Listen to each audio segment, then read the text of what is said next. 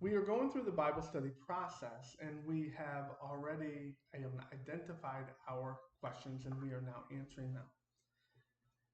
So I'm going to, I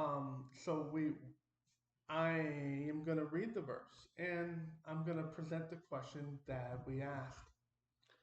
So the question, verse 16.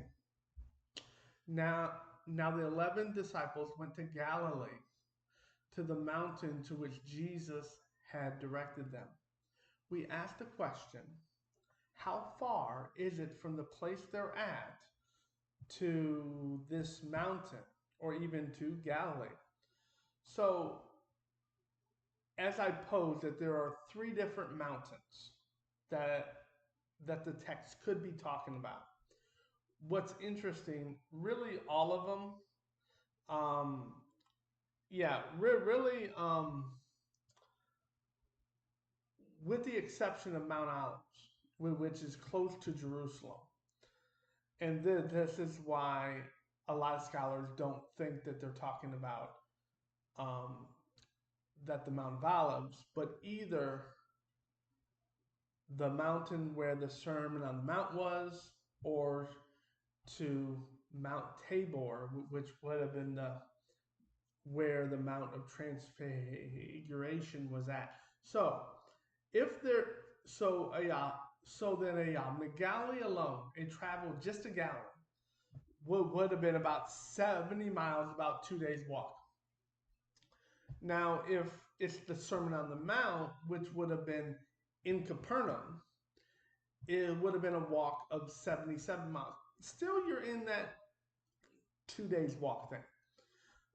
If if they're talking about Mount Tabor, then it would have been about um, uh, 65 miles. You're still in, so you're about a 2 days walk. A 2 days walk from where you're at to where you're going to see Jesus. Uh, Keep that in mind. And the task of Bible interpretation is to not only is to understand it as the author originally intended, but to put yourself in the seat. Now, Matthew only mentions that the women and then that tell him. So imagine you are on a 2 days walk. Imagine the conversations that you would have. I wonder is if you or I were one of the disciples, would we ask the question, is he going to be there? Like, is he really going to be there? What kinds of questions would you ask a group knowing that you're traveling for 2 days to Galilee? These are all questions that we want to ask so we understand, so we try to put ourselves into the text. Try to feel how Matthew is writing. Try to understand his intention. Also, try to think that if you were one of the disciples, what kinds of things would go through your mind? This is all the task of hermeneutics. My favorite